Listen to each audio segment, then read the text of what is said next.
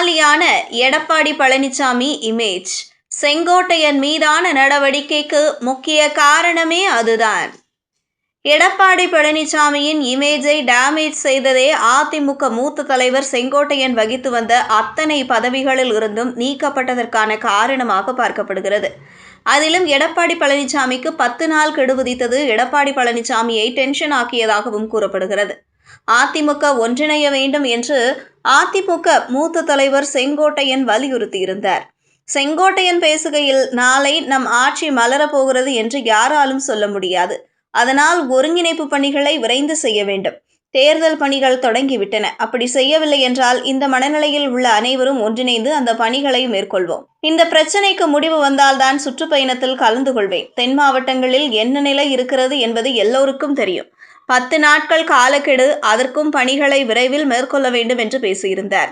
இதனைத் தொடர்ந்து தேனியில் சுற்றுப்பயணத்தில் இருந்த எடப்பாடி பழனிசாமியின் பிரச்சார வாகனத்தை அதிமுகவினர் முற்றுகையிட்டனர். அது மட்டுமல்லாமல் அதிமுக ஒன்றிணைய வேண்டும் என்றும் கோஷமிட்டனர். இந்த நிலையில் திண்டுக்கல்லில் எடப்பாடி பழனிசாமி முக்கிய நிர்வாகிகளுடன் ஆலோசனையில் ஈடுபட்டார். இதன்பின் அதிமுகவில் செங்கோட்டையன் வகுத்து வந்த அத்தனை பொறுப்புகளில் இருந்து விடுவிக்கப்பட்டார். ஈரோடு புறநகர் மேற்கு மாவட்ட செயலாளர், அதிமுக அமைப்பு செயலாளர் பொறுப்புகளிலிருந்தும் நீக்கப்பட்டார். அவர் மட்டுமல்லாமல் அவரின் ஆதரவாளர்களின் பொறுப்புகளையும் எடப்பாடி பழனிசாமி பறித்துள்ளார். எடப்பாடி பழனிசாமியின் இந்த நடவடிக்கைக்கு பின் வேறு சில காரணங்கள் இருப்பதாக பார்க்கப்படுகிறது. மக்கள் மத்தியில் சுற்றுப்பயணம் மேற்கொண்ட போது எடப்பாடி பழனிசாமிக்கு கூடிய கூட்டம் மூலமாக ஒரு இமேஜ் உருவாகி வந்தது.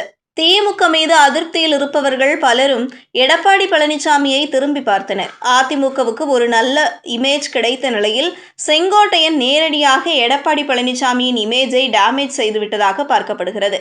கட்சியின் தலைவருக்கு அமைப்பு செயலாளர் கெடு விதித்ததை எடப்பாடி பழனிசாமியால் ஏற்றுக்கொள்ள முடியவில்லை. இதனால் எடப்பாடி பழனிசாமியின் தலைமை குறித்த கேள்வி தொண்டர்கள் மத்தியில் எழும். ஜெயலலிதாவிற்கு எதிராக யாரும் ஒரு வார்த்தை கூட அதிமுக நிர்வாகிகள் பேச மாட்டார்கள்.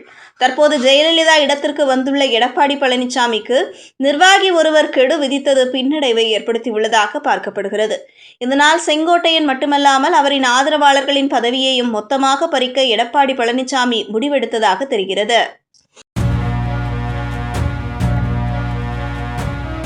செய்திகளை உடனுக்குடனும் துல்லியமாகவும் தெரிந்து கொள்ள News 10 தமிழ் சேனலை பின்தொடருங்கள்.